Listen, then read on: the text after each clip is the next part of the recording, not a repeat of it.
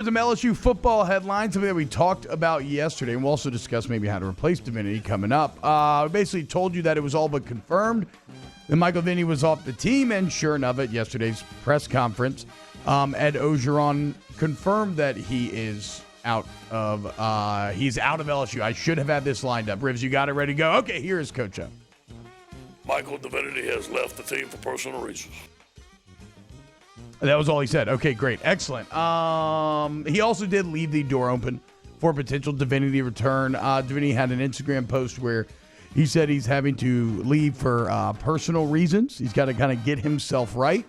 He hopes to maybe return to the team like after the regular season. I'm guessing he doesn't play in another game, and I hope that whatever he's going through, he gets figured out just for himself. But what it means, though, is that LSU is losing their lead sack man. That's right. That's one of the interesting quirks about this year. You may not have realized, but Michael Divinity, despite missing 3 games, does lead this LSU team with 3 sacks. So it's a definite blow. I don't think it's a death knell or anything. I don't want to exaggerate it, but it is a definite blow. And so I hope for Divinity's sake, best of luck in his future. But this LSU team now has to try to rally after losing one of their leaders the week of the biggest game of the year. And another LSU-Alabama news, the University of Alabama is making preparations for President Donald Trump to attend the LSU game on Saturday in Tuscaloosa after striking out in the Nationals game and then going to UFC in New York, got booed there as well. He figured we got to get in front of the P1s. We're going down to Alabama. Unfortunately for the Tide, the one other time President Trump has been in attendance at one of their games, Alabama lost. National championship, right? No, I think they came back and won. That was But he left at halftime when they were losing. Oh, okay. Scott kind of set me up for that. Scott said that downstairs, and I was repeating the line. Either way, that's going to be really crazy on Saturday, just like that game will be. In New Orleans Saints news, the Saints will be back in the field in the Dome this Sunday against the Atlanta Falcons, and things are looking good for New Orleans. My question for Saints fans, though, it's like, do you want to drive them one step closer to the first overall pick? I guess you do. Either way, Falcons fans, this is a tale of 2 completely opposite seasons. Last night in Monday Night Football, Dak Prescott, Rivers boy, led the Cowboys to their 6th straight win over the G-Men. That's right. In this rivalry, one of the most classic NFL rivalries there are, the Cowboys have now taken 6 in a row with a 37-18 final score. The Daniel Jones hype has kind of died on the vine a little bit. Gettleman might have wanted to, and look, let's not, that's the entire point. We're so week to week with the NFL. So I don't want to make too many declarative statements either way, but Gettleman and Shermer kind of took a victory lap after that preseason and a strong start.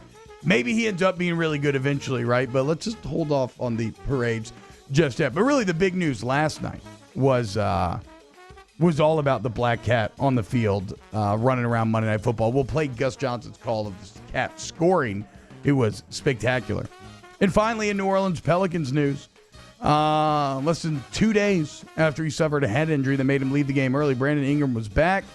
He scored a career-high 40 points, and it amounted to nothing as the Pelicans lost to the Brooklyn Nets 135-125.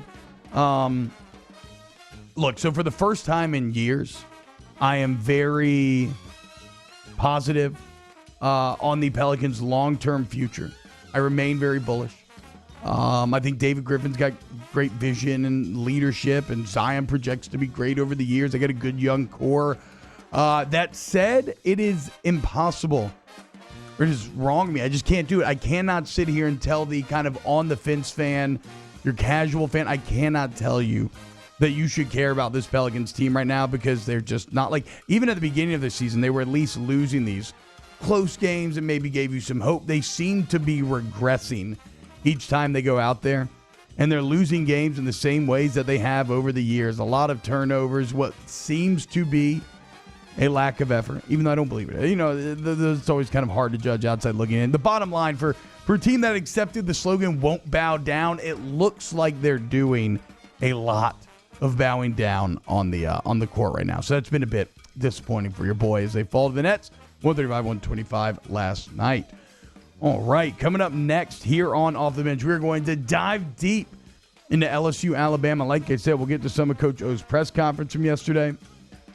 Talk about some of the toughest matchups that LSU is going to be facing going into Saturday, maybe where your concern is, and also what are the positive matchups for LSU. So if you want to get involved, as always, you get mailbag questions in the huddle.